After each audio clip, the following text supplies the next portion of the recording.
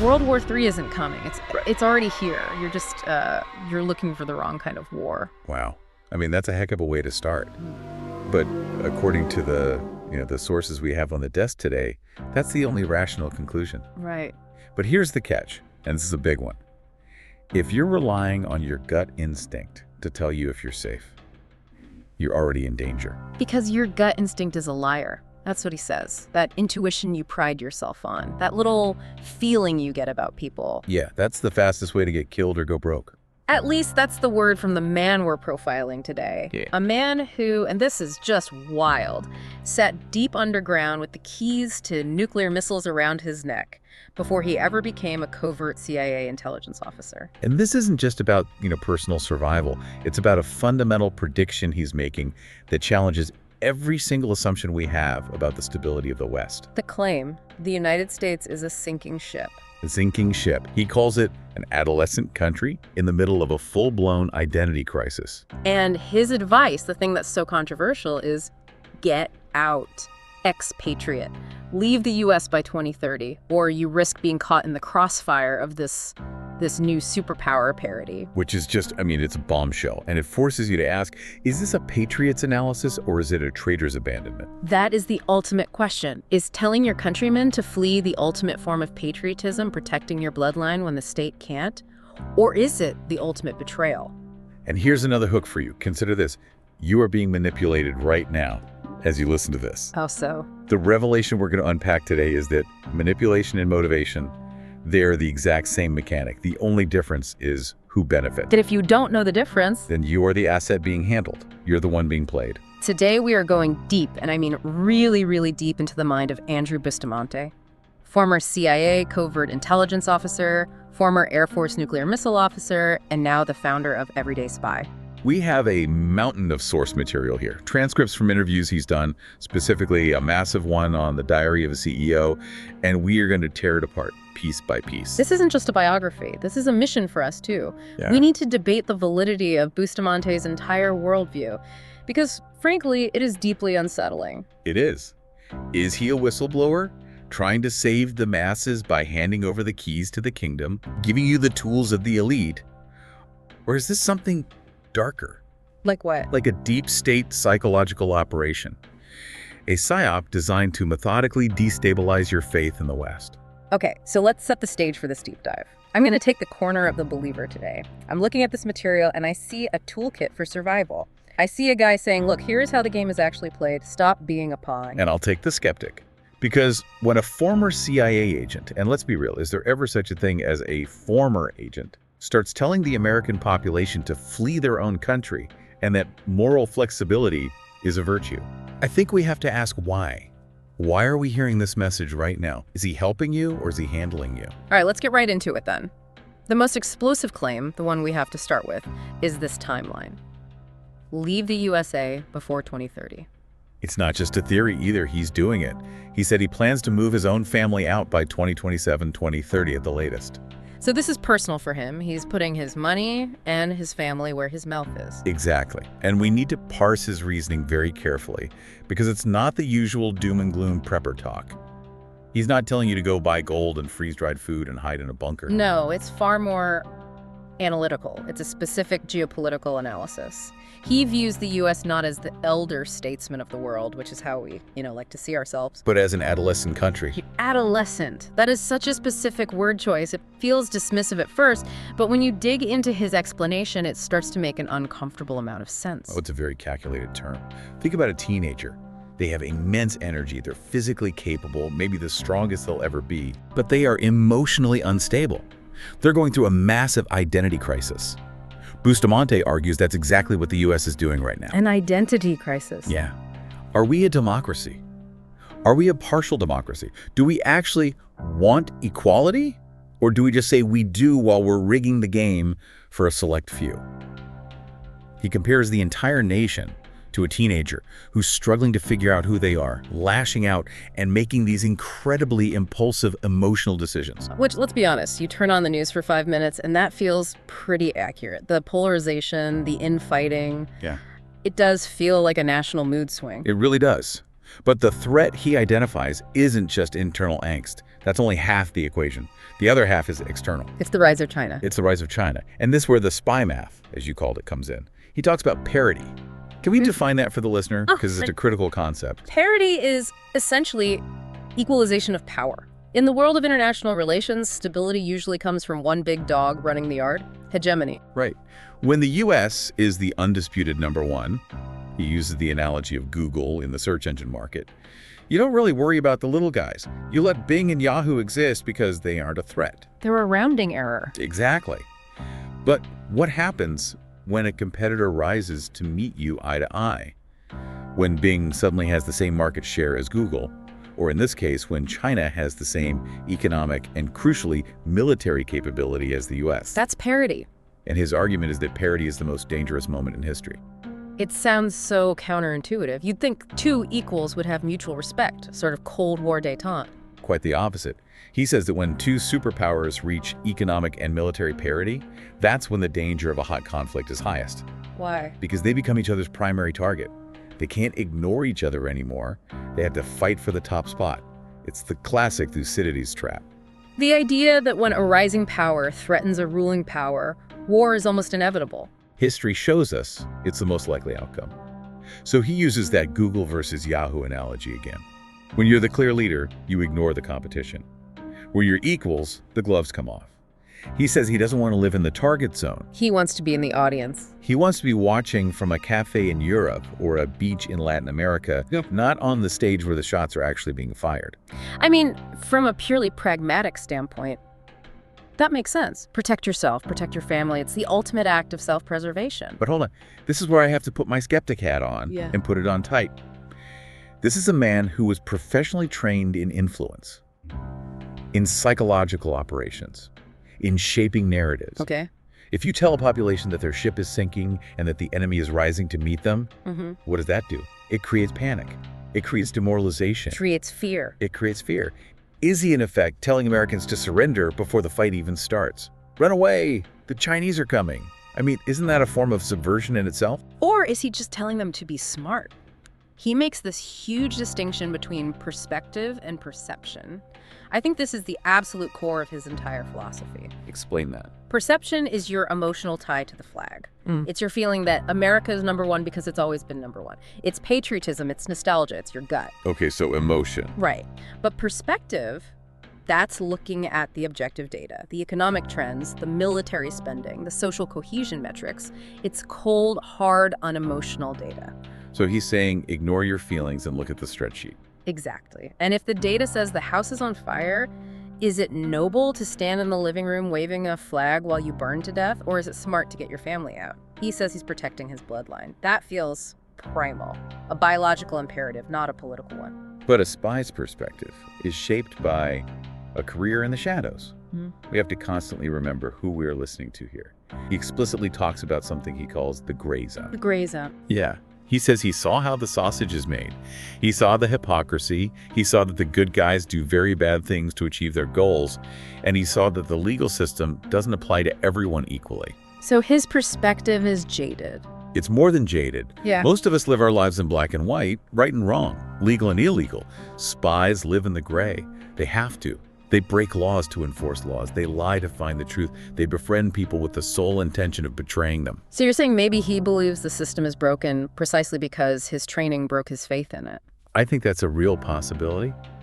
But sharing that brokenness with millions of people, that acts like a contagion. It spreads distrust and cynicism. But isn't that better than being what he calls a bobblehead? Bobblehead. It's such a derogatory term. It is, but it sticks, you know? He says 90% of people are bobbleheads, completely unaware, trapped in their emotional perception, just nodding along to whatever the media or their political party tells them. He's offering a red pill here. He's saying, wake up. If that destabilizes things, well, maybe things needed to be destabilized. Or maybe a destabilized population is easier to control. A population that doesn't believe in its own government, that's looking for the exit, that trusts no one. That is a population that has already lost the war without a single shot being fired. That's a dark thought. Think about it. If everyone follows his advice and leaves, all these smart, capable, forward-thinking people, Who is left to steer the ship? You leave the adolescent country with no adult supervision. Precisely. It becomes a self-fulfilling prophecy. Yeah. You drain the country of its best and brightest and then say, see, I told you it was collapsing. It's a dangerous message. Okay, let's put a pin in the why he's saying this and maybe look at the who. Because to understand this worldview, this incredible ability to just cut ties with your own nation, you have to understand the profile of the person delivering it. And this is where it gets really interesting and really dark. Yeah. The recruitment profile for the CIA, this part of the interview it blew my mind. He basically says the CIA is not looking for Captain America. No. They are not looking for the Eagle Scout who never told a lie and always helps old ladies across the street. They're looking for people who are, in his exact words, a little fucked up. He was shockingly transparent about this. He calls it trauma as a resume builder. Your resume builder. He talks about his own childhood. His father was murdered before he was even born. He describes his mother as being cold and academic, a complete lack of love in the household. That story about his mother, I mean, I have to read this part from the source material because it just gave me chills.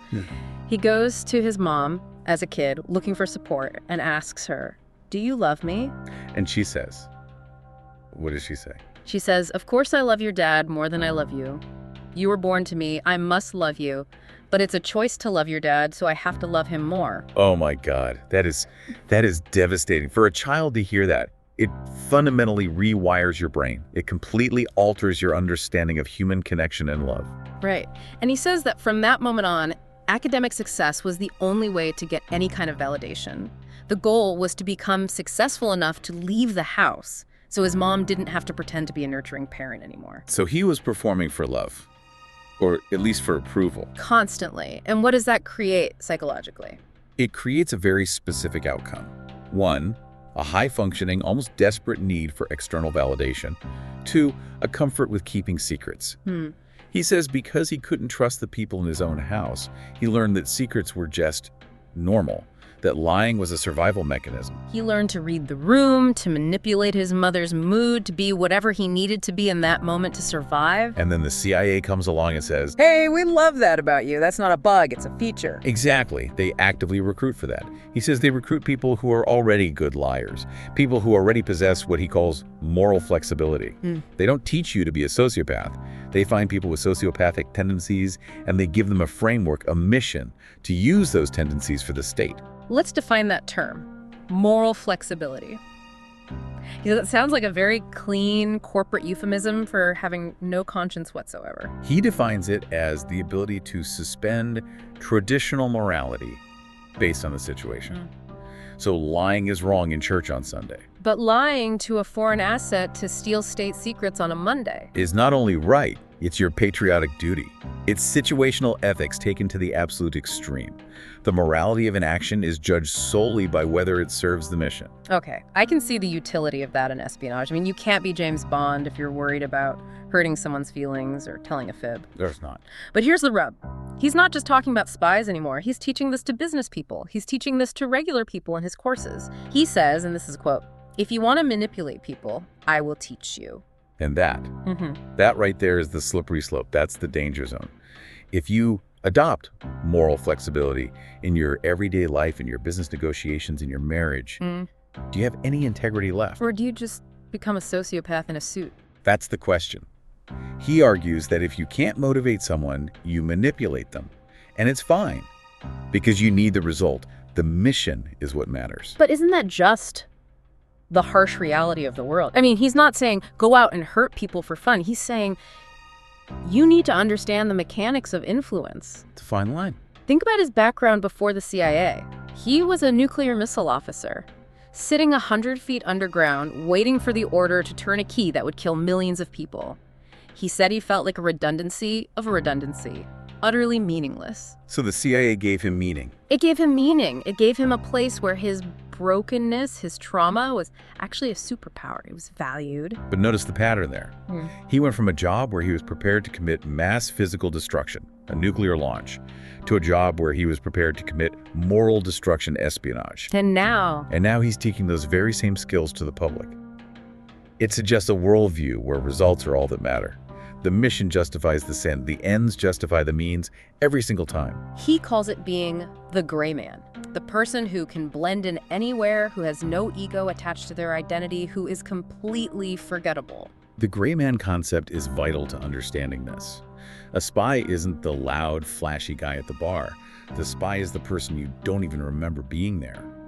But to be that person, you have to completely suppress your ego. You have to suppress your true self.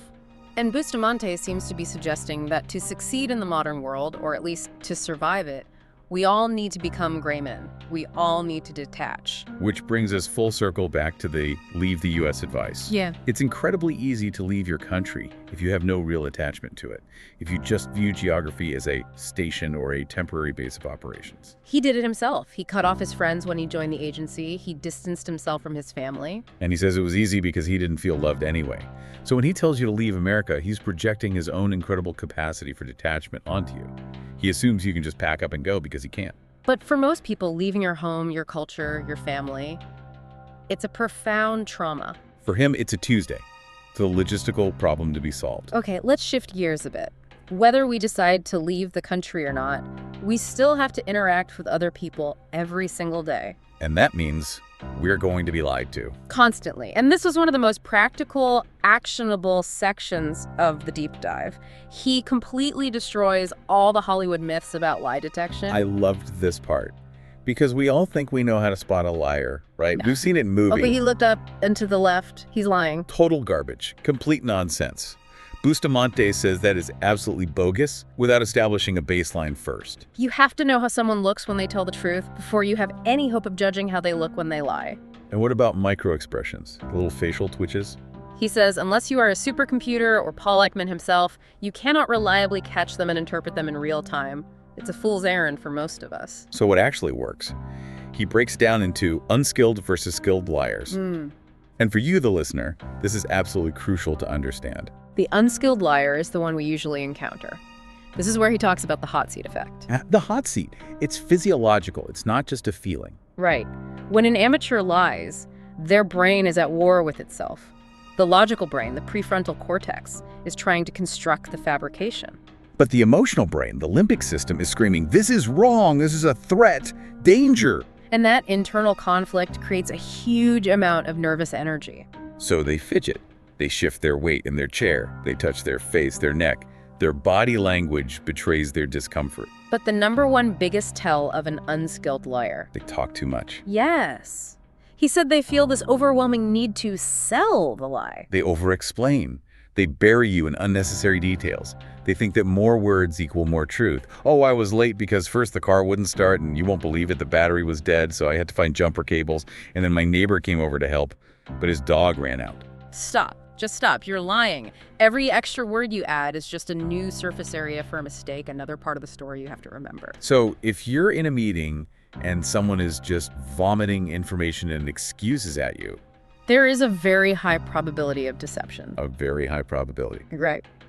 The skilled liar, that's the really dangerous one. Yeah. That's the spy method. And what do? They do the complete opposite. They shut up and they ask questions. Exactly. They flip the script entirely. Yeah. If I am lying to you, the last thing I want is the spotlight on me. I need to get it onto you. So I ask you a question. Why would you even ask me that? What do you think happened? Do you honestly think I would be capable of doing that? This completely blew my mind. He says the person asking the questions holds all the power in a conversation. We tend to think the person talking the most is in charge, right? Because they're dominating the airtime. But that's perception. That's the illusion. Perspective, the reality, tells you that the person asking the questions is the one steering the ship.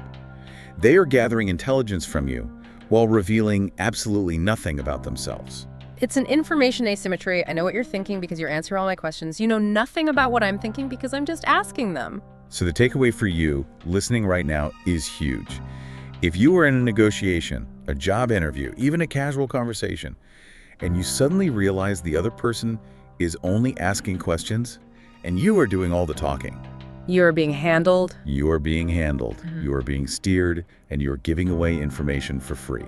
So what do you do in that situation? How do you defend against it? You have to wrestle back the question mark. I love that phrase. Wrestle back the question mark. You have to. You stop answering directly. Silence is a powerful weapon. Just pause. Let them fill the silence. Or you answer their question with a question of your own. That's an interesting question. Why is that important to you right now? It's like verbal judo. You're using their momentum against them. It is. And once you see this pattern, you can't unsee it.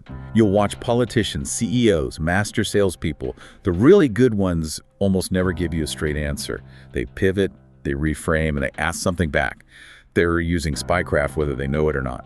Speaking of CEOs and salespeople, let's talk about how Bustamante took these CIA skills and built a business. He has this acronym that sounds like a punk rock band. SAEA. SADRAT. It's the cycle of agent recruitment in the CIA, and apparently it's the cycle of sales and business development in his company. Spot, assess, develop, recruit, handle, and terminate. Now, in business, he softens terminate to hand off or admin, but make no mistake, the core mechanic is the same. Let's break this down because he claims this formula is what grew his business by 300%. Step 1, spot. Spot is just finding leads. In the CIA, you're looking for a disgruntled government official with access to state secrets. In business, you're looking for someone with a problem you can solve and the money to pay for it. Simple enough. Step 2, assess. He says this is the step that 99% of businesses skip. And this is where the discipline comes in. In the CIA, you don't just recruit anyone with a secret. You have to assess them. Is this person reliable? Are they emotionally stable? Can they deliver long-term? Or are they going to crack under pressure? And in business, he talks about doing the same thing. He tells a story about firing profitable customers. Which sounds crazy, right? Yeah. Why would you fire someone who is paying you? Because he analyzed his business and realized some customers, while profitable in the short term, were a nightmare to manage. They were an energy drain. They didn't fit the long-term profile of the business. So he assessed their lifetime value, their LTV, and decided it was low. It makes perfect economic sense. But let's look at the language he's using. Assets? Recruit, handle, terminate. When you apply Spycraft to human relationships, even business ones, you are fundamentally viewing people as utilities. You are assessing their utility to you. But is that wrong? Or is it just brutally honest? I mean, every business views its customers as revenue sources. He's just stripping away the polite corporate veneer. He's saying, I am assessing if you are worth my time and energy. It's certainly efficient. But he applies this mindset to everything. He talks about the concept of kissing frogs. Right. In the CIA, you have to talk to or kiss a lot of potential assets frogs to find that one prince who can actually deliver the intelligence you need. In sales, you have to get through a lot of no's to find a yes. Yeah. It's a numbers game. But when you start viewing your social interactions, your potential romantic partners, your employees as frogs to be sifted through until you find a prince you can use, it changes you. It dehumanizes the process. You say use, he would say develop. That's the D in SET-RT. And what does develop mean in the CIA? It means finding someone's vulnerabilities, their motivations, and using those to manipulate them into a position where they will betray their country for you. And in business. In business, it means moving them from a lead to a sale. The line between the two is uncomfortably thin. The core mechanism is the same. I need you to do what I want you to do. He argues that development is about solving their problem. If you genuinely solve their problem, they will happily give you what you want. He calls it aligning with their mission. And to do that, he uses another acronym. RICE. RICE. Reward, ideology, coercion, ego. The 4 universal levers of human motivation. Let's walk through those. Reward is the obvious one. Money, sex, perks, a promotion. Ideology is about their beliefs, patriotism, religion, a sense of justice, being a good parent. Coercion is blackmail, threats, the stick, not the carrot. And ego is about their self-image, helping them be seen as powerful, smart, generous, or a good provider. He makes a fascinating point that coercion is actually the weakest of the 4. If you hold a gun to someone's head, they'll do what you want once, but they will hate you forever. They will never trust you. But ideology, that's the strongest, the most powerful. By far. Because if you can align what you want with what they already believe, they will walk through fire for you. They will do the work for you and thank you for the opportunity to do it. He gave this chillingly effective example of fatherhood. He said, if you want to sell a product to a new dad, you don't sell the features of the product, you question his ideology. You ask him, are you afraid of being the kind of father who isn't present for his kids? The kind of dad who is too busy and misses the important moments? Wow. That hits right in the gut. Of course it does. And he says, the narrative is logical, but the message is emotional. He's openly admitting that he hacks your deepest insecurity, your ego, or your ideology to get you to buy an app or a service. But if the app actually helps you be a better dad, Isn't that a win-win? That's the believer argument, right? The end justifies the means. And the skeptic argument is, you are hacking my brain's deepest fears to extract value from me. And you're doing it so skillfully that I don't even realize it's happening. I think it was my idea. Well, if you want to stop being hacked, we need to understand how they get inside our heads in the first place. And this leads to, for me, the spookiest part of the entire deep dive. The secret life. The secret life. This is the core of espionage. And apparently, deep sales and influence? Bustamante says we all have 3 lives. Public, private, and secret. Your public life is what you show on Instagram and LinkedIn. It's the curated, perfect version of you. Your private life is what you show your spouse, your family, your closest friends. It's more real, but still has guards up. But the secret life, that's what you don't tell anyone. It's the place you hide your shame, your deepest desires, your addictions, your sins, the things you think would make everyone reject you if they knew. And the spy's job, or the master manipulator's job, is to get into that secret life. Because once you are in there, you own that person. And he says this absolutely wild thing. He says, secretly, we all want somebody in our secret life. We're lonely in there. We desperately want to be known and accepted for who we truly are, but we are terrified of the judgment. So how do they get in? He dropped a very specific, learnable technique. 2 questions, 1 confirmation. I want to walk through this slowly because this is something you can use or have used against you tomorrow. It's a conversational rhythm designed to systematically lower a person's defenses. It goes, question, listen, follow-up question, listen, confirmation statement. Okay, let's role play this for a second. Let's say I'm the target. I say to you, man, work has been just so stressful lately. What does the normal person say? The normal person, the bobblehead, immediately says, oh my God, me too. My boss is driving me crazy. They hijack the conversation and make it about themselves. Right, but the spy, the trained operative, does what? The spy asks a question. That sounds tough. What specifically about it is stressing you out? That's question 1. Well, my box is just micromanaging every single thing I do. It's driving me nuts. Then the spy asks a follow-up question. Wow, does he do that to everyone on the team? Or do you feel like he's singling him out? That's question 2. You know, I think he is singling me out. I don't think he trusts me to do my job. And now comes the kill shot. The confirmation. The spy doesn't offer advice. They say, it sounds incredibly frustrating and draining to have to work for someone who doesn't trust your competence. Yes. Oh my God, exactly. You get it. And see what just happened there. You made me feel completely understood. I validated your feeling. I held up a perfect mirror to your pain. And that rush of dopamine, that incredible feeling of being seen and being understood, makes you trust me implicitly. It makes you want to open the door to your secret life just a little wider. And he calls that artificial intimacy. It feels 100% real to you, the target. But to me, the operator, I'm just running a script.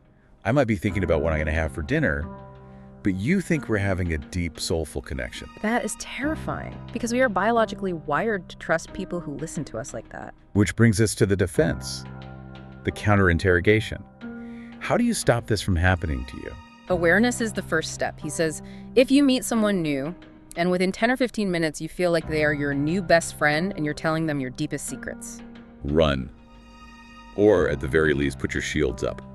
That feeling of being understood too quickly is a massive red flag. And he talks about breaking the mirror. Mirroring is when someone subtly copies your body language to build subconscious rapport. So if you suspect someone is mirroring you, you cross your legs, they cross their legs, you can test it. Deliberately change your body language. Uncross your arms, lean back. If they instantly, almost robotically, do the same thing. You've caught them. They're running a play on you. And at that point, you need to shut it down. Stop answering their questions. Use that verbal judo we talked about. Turn the questions back on them. You have to take back control of the conversation. Okay, we have the micro skills, the dark arts of interpersonal dynamics, but we have to zoom out again to the macro, to the geopolitical nightmare. The World War III hook. Why does he think the world is ending? Or at least the world as we know it. Well, he's careful to clarify that World War III isn't necessarily a nuclear button being pushed, at least not yet.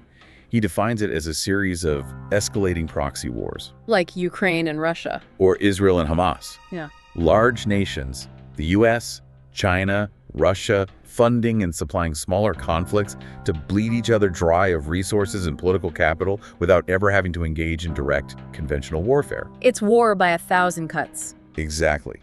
And he brings up the adolescent America concept again here. He says, we're impulsive, We're emotionally driven, we don't have a clear long-term strategy, and because of that, we are incredibly vulnerable to being drawn into these conflicts that drain us. And this all ties back to his own psychological profile. He says the CIA specifically looks for people who can cut ties without emotional distress. They asked him in his psych evaluation, "How would you feel about severing all relationships with your current friends and family?" And he said what? He said, "Let's go. I'm ready to do something amazing." No hesitation. So when he advises us, the general public, to leave the country, he's advising us to think like a spy, to detach, to prioritize your own survival over sentiment or patriotism. But here's the fundamental problem with that. Can a society function if everyone thinks like a spy? If every citizen trusts no one? If everyone is constantly assessing their neighbor's utility and is ready to cut and run at a moment's notice? It would be chaos. It would be the end of civil society. A nation is built on perception, on the shared emotional belief that we are in this together. This is a social contract. If you replace that with cold, calculating perspective, the nation itself dissolves. Or maybe that's his point. Maybe the nation is dissolving and he's just the guy brave enough or broken enough to point at the puddle on the floor and say, hey, the ice is melting. Right. We're coming up on the end of our time and we need to land this deep dive. It's a lot to process. It really is. We have the believer view. Bustamante is a hardened pragmatist giving us the codes to survive an increasingly dangerous world. And we have the skeptic view. He's a demoralized and cynical former operative who is spreading paranoia and teaching people to turn every human connection into a transaction. The middle ground, Yeah. if there is one, is probably in the application of these tools. You don't have to leave the country or become a sociopath to benefit from the concept of perspective. Right. You can accept that your perception, your gut feelings, your emotions is flawed and often misleading without becoming a paranoid wreck. And you can use a tool like RICE to better understand your boss or your partner, not to manipulate them, but to actually align with them. That's a great point. If you understand that your partner is motivated by the ideology of being a great parent rather than the reward of an expensive gift, you can actually be a better, more effective partner. The tool itself is neutral. The intent behind it is what makes it good or evil. Bustamante said it himself, and this line really stuck with me. The only difference between a manipulator and a leader is intent. If you motivate someone to do what they already secretly want to do for their own benefit, everybody wins. That's leadership. If you motivate them to do what you want for your benefit, that's manipulation. But to do either, you have to be honest with yourself about what you really want, and you have to take action. That was his final, powerful call to action. Stop being a bobblehead. Stop passively waiting for the world to happen to you. Even if you take the wrong step, just taking action puts you ahead of 90% of the population who are completely paralyzed by fear and uncertainty. He wants you to inoculate yourself against fear. Do something small that scares you today so that you have the capacity to do the big thing that scares you tomorrow. So as we wrap up, here's the final provocative thought for you to chew on. Bustamante admits that he used to believe in the ideal of equality, but his experience has taught him that people don't actually want to be equal. They want to be better than others. We secretly crave an edge. And he is offering you that edge, the tools of the elite. But the cost of that edge might be your innocence. Once you see the strings of the puppet show, the Satirat, the rice, the mirroring, you can never unsee them. You can never go back to just having a normal conversation. You will always be analyzing, always assessing. Is that a superpower? Or is it a curse? That, I think, is for you to decide. But as Andrew Bustamante would say, question your gut, check your perspective. And maybe keep your passport renewed. Just in case. That's it for this deep dive. We will see you on the other side.